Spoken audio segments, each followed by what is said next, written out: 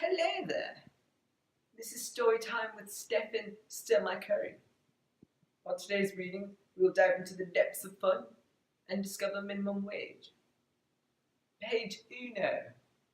More than 50 years ago, the first minimum wage was established with the Fair Labor Standards Act.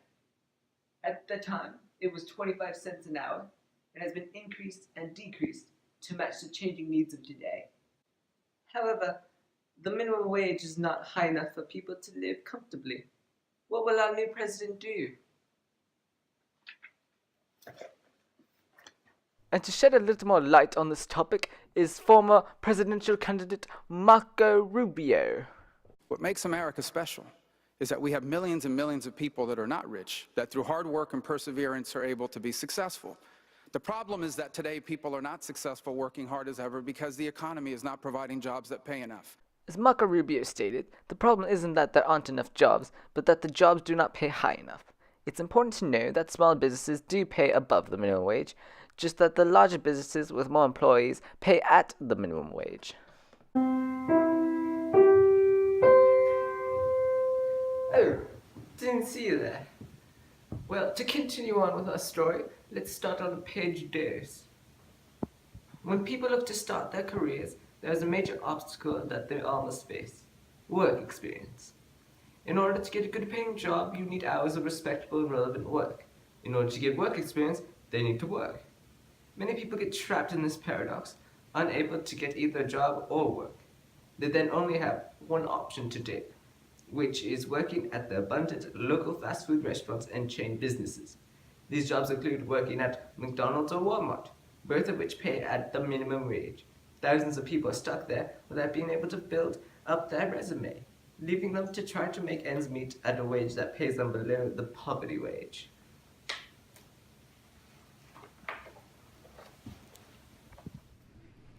But today, a full-time worker making the minimum wage earns $14,500 a year, even with the tax relief we put in place.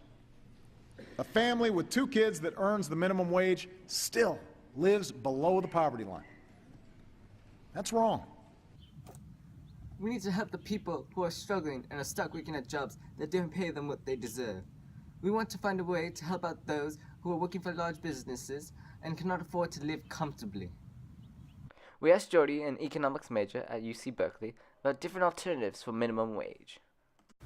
Yes, there are alternatives to minimum wage. There's things like earned income tax credit, where you get more money the more you work, and it's supposed to incentivize you to work more money from the government, that is, based on your income or maybe hours worked or something like that.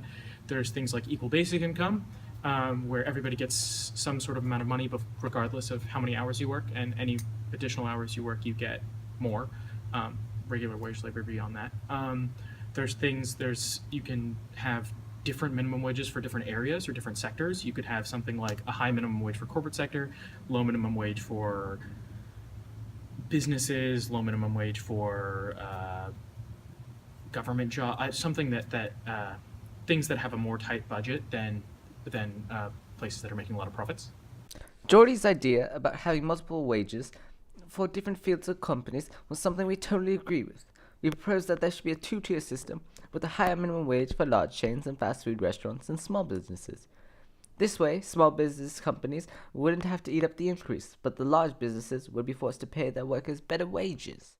In order to get insight on how small businesses would be affected by a minimum wage change, we asked the owner of the small business Trenton Atlantic, Suzanne Lee, what her thoughts were. Unfortunately, when you own a small business, you're not able to keep up with that high increase in pay. It would probably cut back on the staff and cut back on the hours that each person was to work. It would be disastrous. What Suzanne is saying is that minimum wage is not a perfect system by any stretch of the imagination. There are a plethora of solutions, but each one comes with its own set of problems in the long run. Miss Lee believes that if minimum wage were to be increased, that she would have to lay people off in order to stay competitive with other small businesses. On page trace, this method would increase the wages of workers at large businesses, but wouldn't leave small businesses outcompeted. A raise in the overall minimum wage would harm small businesses since they don't have large amounts of money to fall back on. As Miss Lee said, A raise of the minimum wage would be disastrous for a business, but for a large corporation, it would be easier to absorb the extra expenses. Workers stuck in the cycle would finally be able to be paid a fair amount of money. This would also encourage the growth of small businesses, since those employees wouldn't have to pay as much. Here's the best way to raise wages. Make America the best place in the world to start a business or expand an existing business. If we do this, we will be able to increase wages for millions of Americans, and we will be able to leave everyone better off without making anyone worse off. We need to... Thank you for watching. And to finish the story of minimum wage, let's end on a high note. Huzzah!